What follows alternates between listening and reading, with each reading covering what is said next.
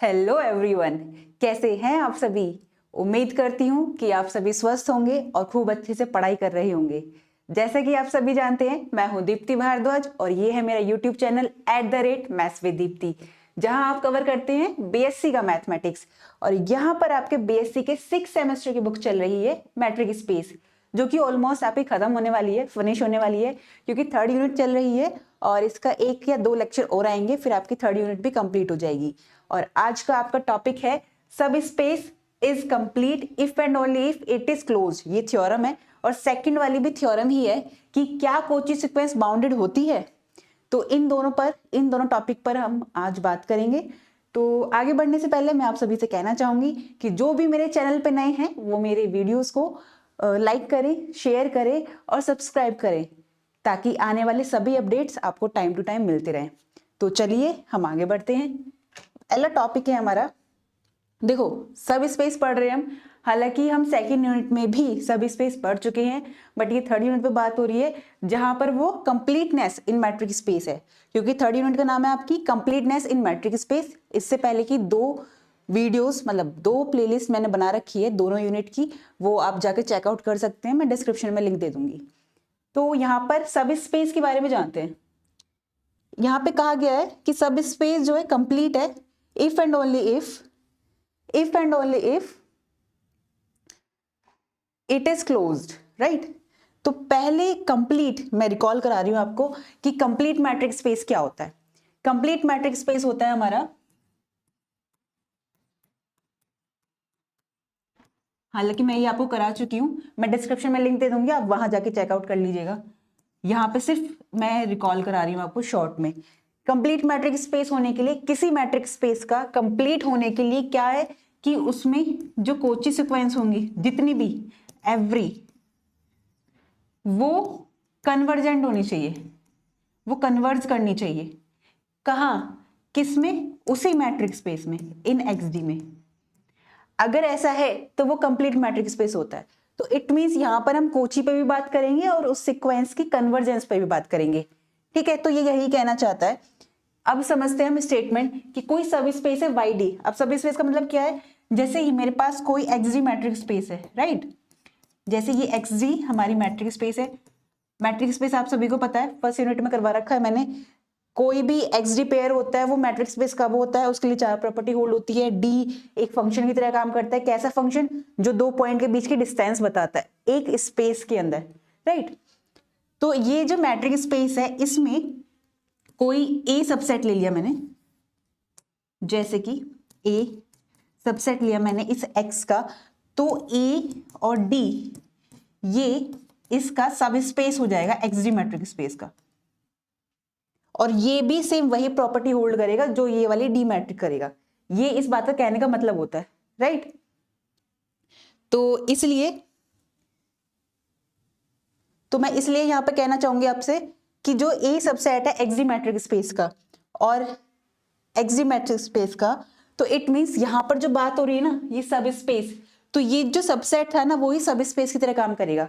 मैं वो भी टॉपिक आपको पहले करा चुकी हूँ, हम ऑलरेडी डिस्कस कर चुके हैं, राइट। तो सब स्पेस जो YD मैट्रिक स्पेस है, इसको सब स्पेस कहेंगे किसका, इस XD मैट्रिक स्पेस का। और ये XD मैट्रिक स्पेस कैसी है, खुद अपने आप में कंप्लीट है। इट मींस कंप्लीट है, तो ये इसमें जितनी भी, इस XD में जितनी भी कोची सीक्वेंस होंगी, एवरी कोची सीक्वेंस वो कन्वर्ज कर रही होगी किसमें, इसी मैट्रिक स्पेस में, राइट। तो उसी ऐसी मैट्रिक स्पेस का जो खुद अपने आप में कंप्लीट है, उसका हमने एक YD सब स्पेस मैट्रिक स्पेस लिया है, उसको हमें कंप्लीट बताया कि वो भी कंप्लीट है। यानी कि उस YD में भी आने वाली जितनी भी कोची सीक्वेंस होंगी, जितनी भी, वो सभी कन्वर्ज कर रही होगी इस YD मैट्रिक स्पेस में ही। अगर ऐसा है तब if and only if it is closed. देखो इफ एंड ओनली इफ का मतलब क्या होता है कि दोनों, बोथ कंडीशन सेटिस्फाई होनी चाहिए। कैसे, अगर कोई सब स्पेस है किसी कंप्लीट मैट्रिक स्पेस का और वो खुद भी अपने आप में क्या है, कंप्लीट है, इफ अगर ऐसा है तब वो जो YD मैट्रिक स्पेस है वो क्लोज्ड होगी। और अगर कोई YD सब स्पेस है जो क्लोज्ड है, तो उसकी जो ओरिजिनल होगी, जिसके अंदर वो कंटेन कर रहा होगा, वो वाली मैट्रिक स्पेस में क्या होगी, कंप्लीट होगी। यानी कि हम पहले यहाँ ये वाली कंडीशन लेंगे, फिर उसको क्लोज दिखाएंगे, उसके बाद सेकंड कंडीशन लेंगे कि इसको क्लोज लेके चलेंगे और इसको दिखाएंगे, राइट। तो हम आगे बढ़ते हैं। तो क्या कहती है हमारी,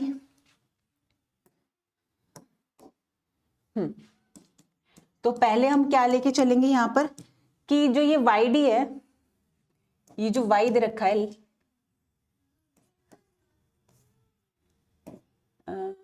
ठीक है, हम पहले लेके चल रहे हैं कि वाई जो है इज कंप्लीट मैट्रिक स्पेस। मैं शॉर्ट फॉर्म में लिख रही हूँ CMS, यानी कंप्लीट मैट्रिक स्पेस। आपको शॉर्ट फॉर्म में नहीं लिखना है, आपको पूरा लिखना होगा। ठीक, कंप्लीट मैट्रिक स्पेस किसका, ऑफ XG मैट्रिक स्पेस का, जो खुद क्या है अपने आप में कंप्लीट है, इज मतलब ये है ना। अगर ऐसा है देन, मतलब ये लेके चल रहे हैं हम, देन शो दैट, हमें क्या शो करना होगा कि ये जो y है is closed, right. That is, इस बात का मतलब क्या हुआ, इस बात का मतलब सिर्फ इतना सा है कि y, कोई सेट क्लोज कब होता था, मैंने आपको बताया रखा है, करवा रखा है, कोई सेट क्लोज होता है तो उसी की दो डेफिनेशन होती है, दोनों तरीके से हम कर सकते हैं। तो सिर्फ रिकॉल करा रही हूं कि इट मींस अगर वो क्लोज है तो ये क्या है, y कंटेन्स कर रहा होगा, y contains all limit points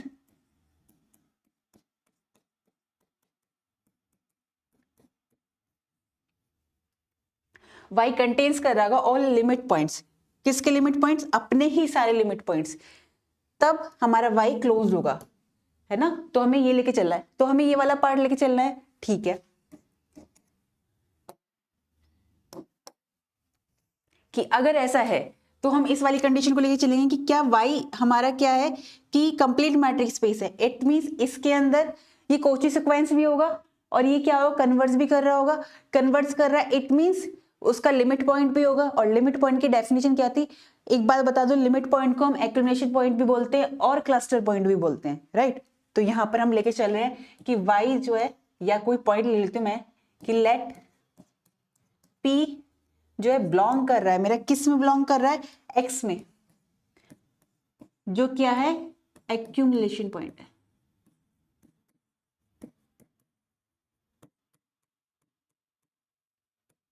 ये एक्यूमुलेशन पॉइंट है किसका, y का, जो बिलोंग तो कर रहा है x में। जैसे कि अगर मैं यहाँ डायग्राम से बताऊं आपको, ये XG मैट्रिक स्पेस है, ठीक है, इसमें मैंने कोई और ले ली, ये YD मैट्रिक स्पेस है, राइट। इससे हमें पता चल रहा है कि हाँ y जो है सबसेट है x का, जो सब स्पेस भी है। अब p बिलोंग कर रहा है x में, तो वो y का भी क्या है, लिमिट पॉइंट है। y के अंदर जो भी सीक्वेंस आ रही होगी या जो भी कन्वर्स कर रही होगी, तो अब YD भी कंप्लीट दे रखा है, इट मींस वो y के अंदर कंटेन करना चाहिए। हम ये लेके चलते हैं, ये हमें दे ही रखा है, ये कंडीशन लेके चल रहे हैं। तो y जो है हमारा क्या है, y में एक पॉइंट लिया मैंने, p x में लिया, जो हमारा लिमिट पॉइंट है, ये एक्यूमुलेशन पॉइंट है किसका, ऑफ y का। देन मैं क्या कह सकती हूँ, इट मींस लिमिट पॉइंट की कंडीशन क्या थी कि कोई भी सीरीज या कोई सीक्वेंस, कोई भी सीक्वेंस होती थी हमारी, कोई भी सीक्वेंस होती थी, अगर वो कन्वर्स कर रही है किसी अपने लिमिट पॉइंट पर, यानी कन्वर्स करी कहीं पे, तो वो लिमिट पॉइंट होता था। लिमिट पॉइंट होता था, इट मींस उस पॉइंट को सेंटर मानकर मैंने एक स्मॉल रेडियस r लेकर एक ओपन स्फीयर बनाया, और उस ओपन स्फीयर में इस सीक्वेंस के इनफाइनाइट नंबर ऑफ टर्म्स, ध्यान दीजिएगा कि इस सीक्वेंस के इनफाइनाइट नंबर ऑफ टर्म्स इसमें आ जाएंगे, इसके ओपन स्फीयर में, यहां पर, यहां पर। तब ये पॉइंट मेरा क्या होता था, लिमिट पॉइंट होता था, और इसी को हम कहते थे कि ये सीक्वेंस इस पर कन्वर्स कर रही है, राइट। तो जब मैं एक्यूमुलेशन पॉइंट लेके चल रही हूँ कि तो मैं यहां पर एक क्या ले लूंगी, फॉर एवरी इंटीजर के लिए, फॉर एवरी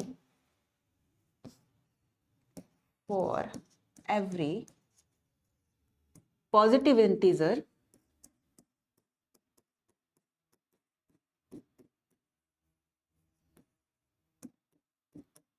कैसे, पॉजिटिव इंटीजर्स के लिए ले लूंगी मैं, मान लिया वो पॉजिटिव इंटीजर मेरा n है,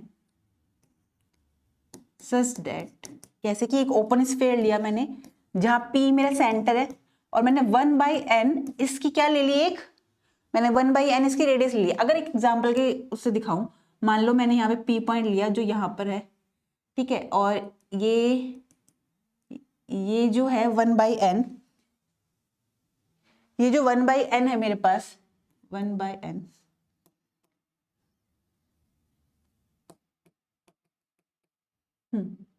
ये 1/n रेडियस लेकर मैंने एक ओपन स्फेयर बनाया यहाँ पर, जहां पर ये क्या है, मेरी 1/n रेडियस है, और ये जो पॉइंट है ये मेरा P है, इसमें पॉइंट, राइट। एक ऐसा ओपन स्फीयर बनाया जो कंटेन कर रहा होगा क्या, इस ओपन स्फीयर में बहुत सारे क्या आ रहे होंगे, हमारे नंबर्स आ रहे होंगे या टर्म्स आ रही होगी जो इसी सीक्वेंस की होगी। तो इट मीन्स मैंने एक ऐसा ओपन स्फीयर लिया, तो क्या कर रहा होगा ये open, must contains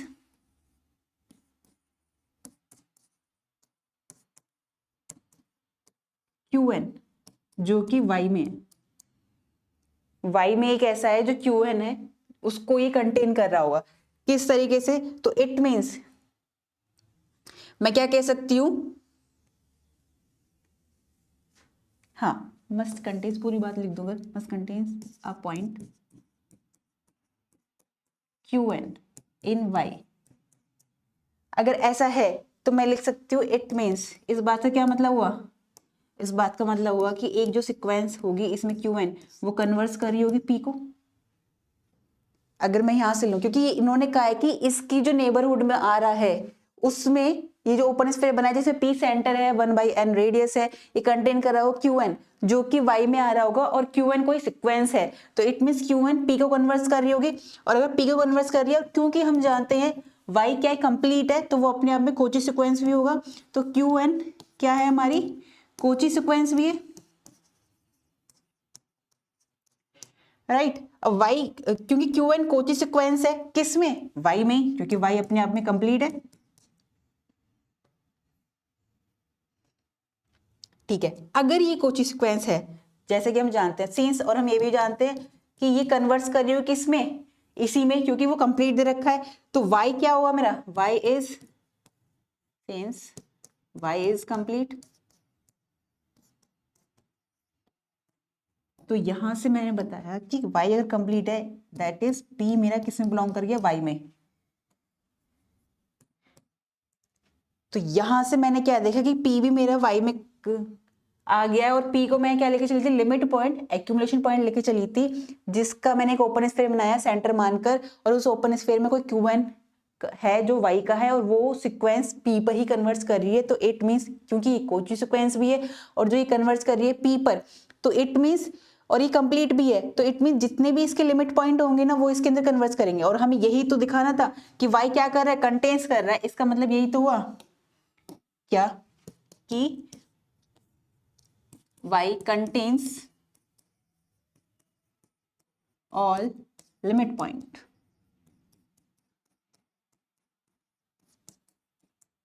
that is y is closed, right।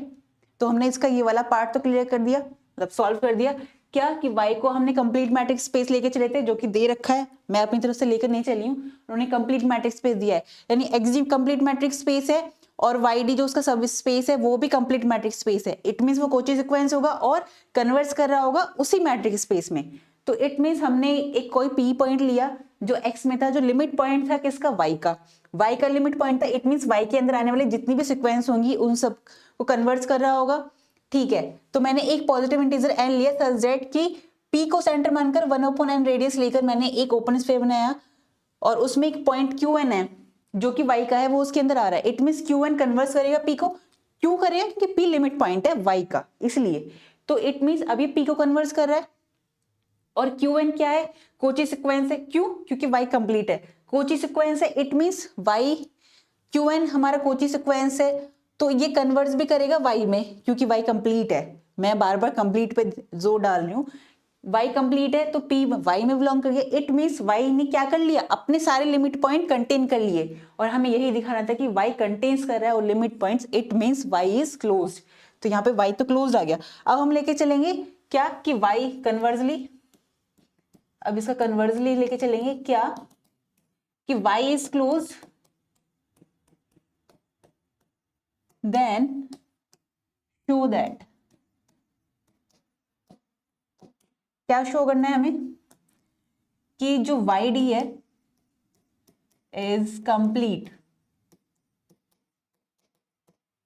ये हमको शो करना है। यानी कि इसमें मेरे को क्या दिखाना होगा, इसमें Qn को एक लेंगे हम, दैट इज, अगर मैं यहाँ पे लूं दैट इज, मैंने कोई सिक्वेंस ले ली Qn, जो किस में है Qn इन Y, जो क्या है Qn को मुझे कोची दिखाना है, एंड जो ये Qn है ये कन्वर्ट्स करेगी इन Y में, यही तो मतलब है इस बात का। तो Y को क्लोज लेके चलोगे और मैं ये दिखा दूंगी, ठीक है। तो अगर हम Y को क्लोज लेके चलते हैं तो इट मीन्स, अब क्योंकि Qn कोची सीक्वेंस है, लेट क्लोज है तो इसमें कोई सीक्वेंस होगी जो कन्वर्ट्स कर रही होगी, और वो कन्वर्ट्स कर रही होगी, इट मीन्स वो कोची सीक्वेंस तो है। अब हमें ये भी दिखाना है कि वो क्या होगी। कोची सीक्वेंस का मतलब सिर्फ इतना सा होता था कि कोई सीक्वेंस होती थी तो उसमें जो डिस्टेंस होती थी, ये SN minus SN minus SM less then होता था एप्सिलॉन से फॉर ऑल, जहां N और M ग्रेटर देन या इक्वल टू होते थे N एप्सिलॉन से। या मैंने आपको बताया था आप यहाँ पे N नोट भी ले सकते हो या फिर कोई M भी ले सकते थे। अब M यहाँ पे ले लिया तो यहाँ पे M नोट ले लो, है ना। यानी कि जो सीक्वेंस जा रही है, जैसे कि अगर मैं Qn सीक्वेंस लूं, ये सीक्वेंस कैसे खुलेगी, Q1 Q2 ये चलती जा रही है, ठीक है। और यहाँ पे कोई Qn नोट आया, अगर N नोट लेके चल रही हूँ, उसके बाद Qn नोट प्लस 1 ऐसे चलते चले गए, तो इस पॉइंट के बाद आने वाली जितनी टर्म्स होगी उसके बीच का डिफरेंस, यानी मुझे एक ऐसा N नोट मिल गया जिसके बाद आने वाली हर एक टर्म का अगर हम डिफरेंस लेंगे ना, किन्हीं भी दो टर्म्स का, तो वो डिफरेंस लेस देन एप्सिलॉन आएगा। इट मीन्स इसके बाद सारी जो है बहुत छोटी होती चली जाएगी, यानी कि SN माइनस SM कन्वर्स करेगा जीरो की तरफ as n tends to infinity. ये मतलब होता है इसका। तो अब क्योंकि Qn क्या है, Y क्लोज्ड है, तो उसमें जो सीक्वेंस मैंने ली है वो कोची सीक्वेंस होगी, है ना, क्योंकि वो कन्वर्स भी कर रही है। अब वो कोची सीक्वेंस है तो इट मींस ये कोची सीक्वेंस है, मैंने मान लिया, तो Qn कोची सीक्वेंस है इन X में, क्योंकि X मेरा कंप्लीट दिखाना है हमें। अगर X में है तो इट मींस कन्वर्ट्स कर रही होगी किसी ना किसी पॉइंट पर Q नोट पर, मैंने वो Q नोट मान लिया। अगर वो Q नोट पर कन्वर्ट्स कर रही है और वो Q नोट क्या है, X में है, Q नोट मेरा X में है, तो यहां से अब मैं एक बात लेके चलती हूँ कि यहां पर मैंने आपको सब सीक्वेंस की डेफिनेशन जो बताई थी वो बताया था Fn is equal to SN। It means F1 रखूंगी, यहाँ N था, F1 रखूंगी तो वो मेरा क्या आता था S1, F2 आएगा तो वो मेरा S2 आएगा, F2 तो वो मेरा S2 आ गया, ऐसे चलता जाएगा। तो इट मीन्स इसकी जो रेंज आएगी उस रेंज को मैं ये कह सकती हूँ कि वो रेंज कैसी हो सकती है, दो कंडीशन है क्या, वो या तो क्या होगा, जो ए मैंने रेंज मानती हूँ, लेट ए इज रेंज, कैसी रेंज है, दो तरह की, एक तो फाइनाइट ले सकती हूँ मैं और एक इनफाइनाइट ले सकती हूँ, हम दोनों पे बात करेंगे, है ना। हमें नहीं पता वो फाइनाइट है कि इनफाइनाइट है, तो हम दोनों पे बात करेंगे। पहले फाइनाइट पे बात कर लेते हैं। तो फाइनाइट पे बात करेंगे, इट मींस मैंने ले लिया यहाँ पर Qn को, ये रहा Q1 Q2 अब तो चलता जा रहा है, यहाँ पर कोई Qn आ गया मेरा N नोट, फिर आगे जा रहा है ये Q note Q note Q note. हम सभी जानते हैं जो कोची सीक्वेंस होती है उसमें हमारे पास एक ऐसा नंबर एग्जिस्ट कर जाता है N नोट, या एन एप्सिलॉन ले सकते हैं। एन एप्सिलॉन से आप लोगों को लगता है कि थोड़ा सा, तो एन नोट ले लिया, कोई ऐसा एन नोट मिल जाता है जिसके बाद आने वाले जितने नंबर्स होंगे, जितने टर्म्स होंगे, वो बेसिकली ना कॉन्स्टेंट ही होने लगती है, यानी कि उनका डिफरेंस बहुत कम होने लगता है, तो वो सेम आने लगती है ऐसा, तो कॉन्स्टेंट होने लगती है। तो इट मीन्स उसके बाद की डिस्टेंस टेंस करती है जीरो की तरफ, अगर एन टेंस टू इन्फिनिटी होता है। तो मैं यहां से कह सकती हूँ कि जो मेरा क्यू नोट है, अब क्योंकि यहाँ पर ए जो है सबसेट है वाई का, क्योंकि रेंज लिए, क्यू लिए मैंने किस में, वाई में ली थी मैंने, क्यू एन वाई में लेकर चली थी मैं, क्यू एन मैंने ली थी इन वाई, तो ए जो रेंज है उसका वो भी वाई में आएगा। अगर ये भी वाई में आएगा तो इट मीन्स मैं यहां से क्या कह सकती हूँ कि जो ये कन्वर्ज कर रही है ना मेरी क्यू एन क्यू नोट पर, ये देखो क्यू एन क्यू नोट पर कन्वर्ट कर लिया, इट मीन्स मेरा जो क्यू नोट है वो भी किसके अंदर आ गया, वाई के अंदर आ गया, क्योंकि ये कन्वर्ट क्यू नोट पे करे, क्यू एन मैंने ली थी वाई में, तो और ए जो सबसेट है जो रेंज है वो भी वाई के अंदर आ रहा है, तो जिस पे कन्वर्ट करे क्यू नोट, ये पूरी की पूरी वाई में आ रही है इन वाई, तो इट मीन्स ए सबसेट है वाई का, तो क्यू नोट भी वाई में आ गया। तो और वाई क्लोज भी है क्योंकि वो सारे अपने सेट को क्या ले रहा है, मतलब अपने लिमिट पॉइंट को कंटेन कर रहा है, तो इट मीन्स यहां से तो मेरा क्या आ गया कि जो क्यू एन है जो टेंस कर रहा है क्यू नोट को, जो टेंस कर रहा है क्यू नोट को, वो मेरा वाई में आ गया। तो यहां से देखा मैंने कि क्यू एन को कोची सिक्वेंस लिया था जो कि एक्स में था, कोची सिक्वेंस, और ये कन्वर्ट कर रही थी एक्स में ही, तब मैंने क्या लिया, इसकी जो रेंज ली वो फाइनाइट और इनफाइनाइट ली। फाइनाइट पे हम बात कर रहे हैं जिसमें हम जानते हैं कोची सिक्वेंस कैसे काम करती है कि एक ऐसा एन नोट हमें मिल जाता है जिसके बाद आने वाली जितनी भी टर्म्स होती है उनके बीच का डिफरेंस बहुत कम हो जाता है, एक तरह से वही पॉइंट आने लगता है जहां वो कन्वर्ट करिए, उसी पॉइंट पर बहुत सारे नंबर्स इकट्ठे हो जाएंगे। इट मीन्स जो मैंने आपको ये बताया था ना, ये यहां पर इतनी इतनी कम ये जो सारे टर्म्स है ना, इसमें मान लो ये क्यू नोट पॉइंट था, राइट, और रेडियस लेकर मैंने जो ये बनाया था, ये रेडियस लेकर, तो इसमें मेरे पास ये इतनी सारी टर्म्स आ जाएगी उस एन नोट के बाद, कैसे, एन और एम इस एन नोट के बाद आ जाएगी कि इन दोनों के टर्म के बीच की, यानी कि एस एन और एस एम के बीच का डिफरेंस लेस देन एप्सिलॉन हो जाएगा, और एप्सिलॉन हम जानते हैं क्या होता है, ग्रेटर देन जीरो होता है, यानी पॉजिटिव नंबर होता है बट बहुत स्मॉल होता है। तो यही है उनके बीच के, उसके बाद आने वाली जितनी भी टर्म्स है उनके बीच का डिफरेंस बहुत कम हो जाएगा, तो वो क्यू नोट पे कन्वर्ट कर रहा है, ये दे रखा था एक्स में, और क्योंकि जो रेंज लिया है हमने वो सेट वाई का ही है, तो it means Q naught Y में ही आ गया, और वाई क्लोज्ड है, इट मीन्स वाई के अंदर आ रहा है कोई सेट, तो वो अपने अंदर आने वाले सारे लिमिट पॉइंट को कंटेन करेगा। क्यों करेगा, क्योंकि वाई क्लोज्ड है, राइट। तो इट मीन्स क्यू एन जो कन्वर्ट करी क्यू नोट पे वो वाई पे आ गया। तो यहाँ से कोची सीक्वेंस लेके गए थे हम, जो कन्वर्ट करी थी एक्स में किसी पॉइंट पर, उसको मैंने वाई में दिखा दिया, इट मीन्स वाई मेरी क्या हो गई, यहाँ से फाइनाइट के लिए वाई तो कंप्लीट हो गई। अब मैं इनफाइनाइट पे बात करूं, अगर मैं अब इनफाइनाइट पे बात करूं, ठीक है, कि क्यू एन मतलब जो रेंज है ए, जो रेंज ली है इज इनफाइनाइट, तो मैं क्या कह सकती हूँ, अगर ये इनफाइनाइट है तो यहाँ पे क्यू एन मेरी कन्वर्ट कर रही है किस पे, क्यू नोट पे, इट मीन्स मेरे पास एक ऐसी डिस्टेंस होगी,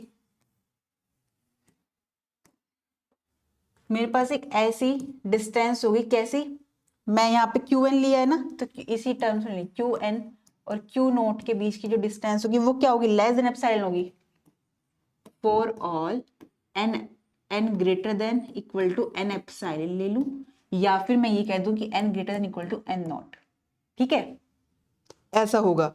तो इट मीन्स मैं क्या कह सकती हूँ कि ये जो क्यू नोट है ना मेरे पास, ये जो मेरे पास क्यू एन है, ओहो, ये जो मेरे पास क्यू एन है ये किस में बिलोंग कर रहा होगा, एक ऐसे स्फीयर में जिसकी रेडियस एप्सिलॉन है और क्यू नोट सेंटर है ना, तो क्यू नोट सेंटर है, एप्सिलॉन क्या है, इसकी रेडियस है, तो इसमें ये क्यू एन आ रहा होगा for all N greater than equal to N epsilon भाई। और ये किसकी डेफिनेशन है, हमारी कोची की तो बनती जा रही है। अब ये इस तरीके से, तो इट मीन्स क्या कहूंगी मैं यहाँ पर कि क्यू नोट मेरा क्या हो गया, Q note is limit point, क्योंकि लिमिट पॉइंट की कंडीशन होती है क्यू नोट मेरा लिमिट पॉइंट है किसका, सेट ए का, और ए क्या है मेरा, सबसेट है वाई का। अगर ये इनफाइनाइट भी है तब भी, क्योंकि रेंज मैं जो लेके चली थी है ना, तो बट लिख सकते हैं ना, बट ए जो है सबसेट है वाई का। तो अगर ऐसा है और हम जानते हैं वाई मेरा क्लोज है, तो मैं लिख सकती हूँ, क्या लिख सकती हूँ कि y कंटेन्स कर रहा है इनफाइनेटली मैनी पॉइंट्स, या infinitely many points of y। मैं लिख सकती हूँ इनफाइनाइटली मैनी पॉइंट्स लाई इन, इस वाले ओपन स्फीयर में जहाँ क्यू नोट सेंटर है और एप्सिलॉन रेडियस है, और ये ओपन स्फीयर है, इसमें लाई कर रहा होगा।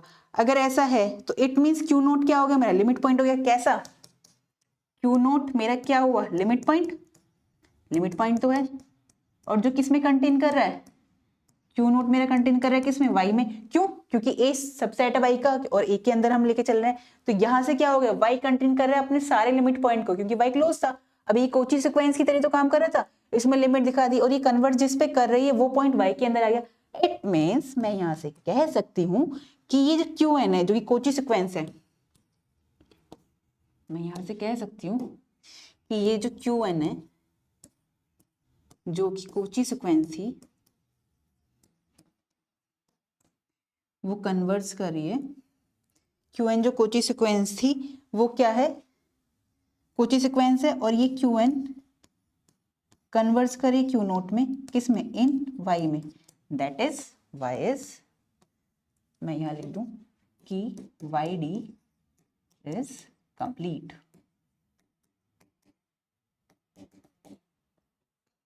तो यहाँ पे ये वाली थ्योरम आपकी प्रूफ हो गई है।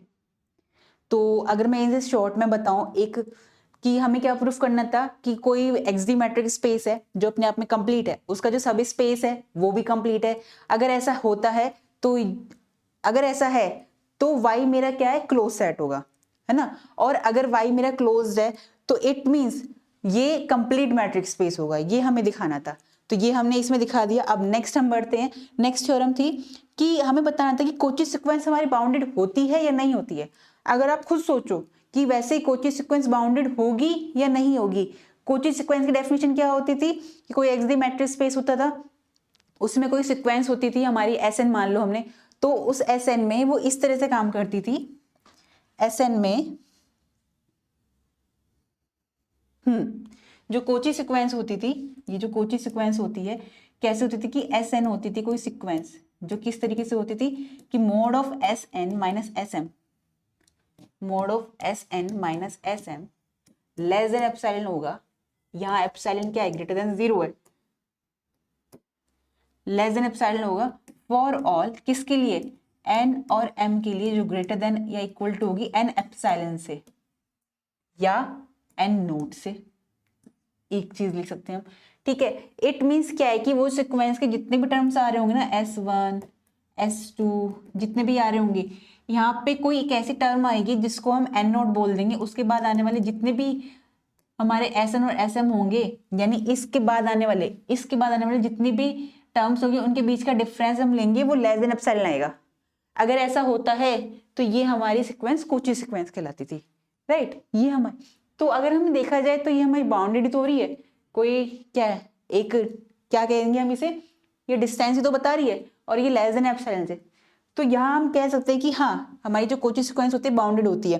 पर अब हमें इसे शो करना है कि every Kochi sequence is bounded, ये स्टेटमेंट के दे देंगे और आपसे प्रूफ के लिए पूछेंगे। तो इसे प्रूफ कैसे करते हैं, वैसे तो बहुत सिंपल सा है और मैंने आपको इसका छोटा सा हिंट भी दे दिया है। तो हम इसको कैसे कहेंगे, कोई सीक्वेंस मानेंगे हम XD में, राइट।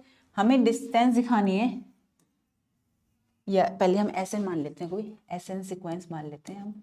कैसे SN सीक्वेंस मान लेंगे कि ये इस कोची है, क्योंकि कोची पे बात कर रहे हैं, कोची सीक्वेंस है इन XD मैट्रिक्स स्पेस में, राइट, इन XD मैट्रिक्स स्पेस में। तो इट मींस कैसी होगी, जो डिस्टेंस होगा SN और SM के बीच का वो लेस देन एप्सिलॉन होगा, किसके लिए, फॉर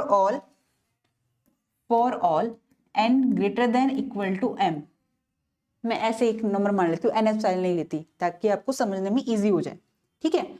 तो अगर ऐसा है तो इट मीन्स मैं कह सकती हूँ कि कोई टर्म जैसे S1 M2 है, यहां पर मैंने ले लिया, ये सीक्वेंस जा रही है, ये 1 है और वो M है, ये n टर्म्स हैं जिसमें, ठीक है, 1 से n तक। तो एक ऐसा m मिल जाएगा मुझे जिसके बाद आने वाली जितने भी टर्म्स होंगी ना, उनका जो डिस्टेंस होगा, उनके बीच का जो डिस्टेंस होगा वो मेरा लेस देन एप्सिलॉन होगा। और एप्सिलॉन अपने आप में क्या है, एप्सिलॉन मेरा ग्रेटर देन 0 है, जो 0 से तो बड़ा है बट बहुत छोटा नंबर है। तो इट मीन्स यहाँ से m से लेके n के बीच का तो मेरा बाउंड हो रहा है ना, मुझे पता चल रहा है।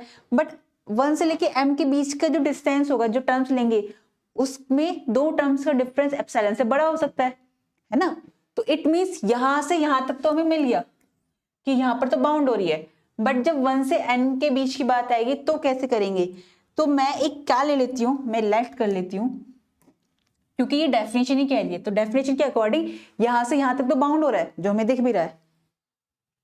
अब लेट मैंने कोई p या k मान लेते हैं, कोई k है जो मैक्सिमम है किसका, या तो 1 से m के लिए बीच की बात कर रहे हैं कि या तो दो टर्म्स जो ले रहे होंगे उनके बीच का डिफरेंस जो होगा ना, या तो वो एप्सिलॉन हो सकता है या एप्सिलॉन से बड़ा हो सकता है। तो या तो वो एप्सिलॉन होगा या उससे बड़ा होगा। तो कैसे लेंगे हम, यही डिस्टेंस रख लेते हैं हम, डिस्टेंस Sn और Sm किसके लिए, फॉर ऑल 1 से लेके, जो ये n है ना, 1 से लेके m तक के लिए, क्योंकि m से n तक के बीच की तो हमें डेफिनेशन ही बता रही है कि वो बाउंडेड है, हमें उसका डिफरेंस मिल रहा है जिसके लिए एप्सिलॉन मिल रहा है, तो इट मीन्स यहाँ पे तो बाउंडेड आ रही है। अब हमें इसके लिए चेक करना है, तो इसके लिए इट मीन्स मुझे क्या दिखाना होगा, अगर मैं इन शॉर्ट में बताऊं कि हमें प्रूफ क्या करना है, यहाँ पर हमें करना है कि डिस्टेंस ऑफ Sn और Sm है ये less than equal to k आ जाए, हमें ये शो करना है। तो वो दिखाना है हमें, यहाँ पर कैसे दिखाएंगे ये इंपॉर्टेंट है और ये इंटरेस्टिंग भी है। वैसे तो बहुत सिंपल सा है कि k क्या है, मैक्सिमम ले रही हूँ मैं, इसे थोड़ा सा आपको खोल के बता रही हूँ कैसे। मैक्सिमम है या तो एप्सिलॉन या फिर डिस्टेंस रखी मैंने यहाँ पर S1 Sm, ठीक है, या फिर ये होगा, या फिर डिस्टेंस होगी मेरी S2 Sm, ऐसे ही चलती जाएगी। और ये इससे पहले की टर्म लेंगे जो हम Sm-1, सॉरी डिस्टेंस लेंगे हम Sm-1 और Sm, है ना, फॉर ऑल, यहाँ पे हमें दिखना डिस्टेंस Sn, फॉर ऑल मैं n ले रही हूँ 1 से m के बीच के, ठीक है। तो जो हमें ये दिखाना है, तो इट मीन्स यहां से मुझे क्या पता चल रहा है, ध्यान दो यहाँ पर k क्या कह रहा है, k मैंने वो लिया या तो एप्सिलॉन होगी डिस्टेंस या फिर इनमें से कोई सी भी डिस्टेंस हो सकती है, यानी इन सब में जो मैक्सिमम होगी, अगर एप्सिलॉन मैक्सिमम है तो एप्सिलॉन ले सकते हैं, या फिर इनमें से कोई भी जो वैल्यू आ रही है डिस्टेंस आ रहा है हम वो ले सकते हैं। तो इट मीन्स मैं यहाँ से क्या कह सकती हूँ कि मुझे यहाँ से क्या मिल रहा है, it means distance of Sn, distance of Sn और Sm less than equal to k होगी। और ये कैसा होगा, या तो एप्सिलॉन होगा या फिर इनमें से आने वाली कोई सी एक जो मैक्सिमम होगी वो वैल्यू होगी। तो इट मीन्स यहां से मुझे क्या पता चला कि एप्सिलॉन ना छोटा है इस k से, या तो छोटा है या बराबर है, अगर एप्सिलॉन बड़ा है इन सब में मैक्सिमम है, और अगर इस एप्सिलॉन से बड़े भी और कोई मैक्सिमम है तो इट मीन्स वो जो k नंबर आ रहा है वो एप्सिलॉन से बड़ा है। तो दोनों कंडीशन लेके चलते हैं। तो यहां से मुझे क्या पता चल रहा है, और ये किसके लिए बात कर रही हूँ, for all 1 less than equal to n और m के लिए। तो यहां से मैं क्या कह सकती हूँ कि डिस्टेंस मेरी क्या आ गई, इसको देखें अगर हम, डिस्टेंस मेरी Sn Sm less than epsilon है, तो इट मीन्स यहां से मेरे क्या लेस देन एप्सिलॉन है, तो इट मीन्स डिस्टेंस जो Sn और Sm है वो less than equal to k हो गई, क्योंकि एप्सिलॉन से बड़ा k है, तो इट मीन्स ये k से ही बाउंड होगी, जब ये इससे छोटे से भी बाउंड हो रही है। तो यहां से मैंने क्या देखा, अगर मैं देखूं इक्वेशन नंबर, इसको एक इक्वेशन मान लूं 1 और इसको एक इक्वेशन मान लूं 2, तो यहां से मैंने देखा मैंने ये प्रूफ कर दिया इसको 2 मान लो, इसको 3 मान लो। तो अगर मैं इन इक्वेशन से देखूं, equation first second and third से, इक्वेशन फ्रॉम, वैसे तो हमें साफ दिख रहा है फर्स्ट सेकंड एंड थर्ड, क्या कि मेरे पास जो डिस्टेंस है, डिस्टेंस है मेरे पास जो ये एस एन और एस एम, वो लेस देन इक्वल टू के हुई किसके लिए, फॉर ऑल 1 से लेकर n, जो मेरा m के लिए, और किसके लिए हो गई है, या मैं ऐसा कहूं, ये तो मैंने दिखा दिया कि हाँ for all n greater than, या for all n belongs to natural number. कैसे, मैंने यहाँ के लिए तो डेफिनेशन के अकॉर्डिंग बाउंड हो रहे थे, हमें यहाँ के लिए और दिखाना था, यहाँ के लिए हमने यहाँ पे दिखा दिया फॉर ऑल किसके लिए हो रहा है, ये 1 से लेकर m तक के बीच के लिए भी हमने दिखा दिया। इट मीन्स तो पूरा जितने भी नेचुरल नंबर आ रहे होंगे उसके अंदर, यानी S1 S2 S3 S4 जितने भी टर्म्स होंगी उन सब के लिए दिखा दे कि हाँ ये बाउंडेड है। और क्योंकि कोची सिक्वेंसी 10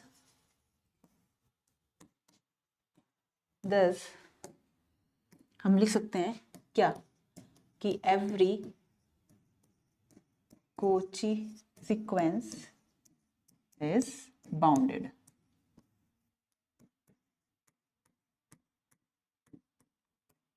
तो यहां पर हमारी ये थ्योरम प्रूफ हो जाती है। तो आज हमने टॉपिक में 2 थ्योरम पढ़ी है, एक सब स्पेस की पढ़ी है और एक कोची सीक्वेंस को बाउंडेड बताया हमने, यानी कि एक सब स्पेस लिया था हमने मैट्रिक स्पेस का, मैं दोबारा रिकॉल करा रही हूँ, हमने एक सब स्पेस लिया था किसी मैट्रिक स्पेस का जो खुद अपने आप में कंप्लीट था। अगर वो कंप्लीट था तो इट मीन्स वो वाई जो है वो क्लोज होगा, और अगर वो वाई क्लोज है किसी सबसेट का, किसी मैट्रिक स्पेस के सब, यानी किसी मैट्रिक स्पेस का सबसेट है और वो क्लोज्ड है, तो इट मींस उसका जो स्पेस बनेगा ना वो कंप्लीट होगा। ये हमने प्रूफ करा पहली थ्योरम में। सेकंड में हमने करा है कि एवरी कोची सीक्वेंस बाउंडेड दिखा दी हमने। तो 2 थ्योरम हमारी कंप्लीट हो चुकी है जो आपके एग्जाम पॉइंट ऑफ व्यू से भी इंपॉर्टेंट है। तो यहाँ पर मुझे लगता नहीं है कि कोई आपका डाउट रहा होगा, लेकिन फिर भी किसी का कोई डाउट रह जाता है तो आप कमेंट सेक्शन में मुझसे पूछ सकते हैं। तो मिलते हैं हम नेक्स्ट क्लास में, और आपको मेरी वीडियोस अच्छी लगती हो तो उसे लाइक कीजिए, शेयर कीजिए। तो चलो हम मिलते हैं हम नेक्स्ट क्लास में, तब तक आप खुश रहिए, पढ़ते रहिए। नमस्कार।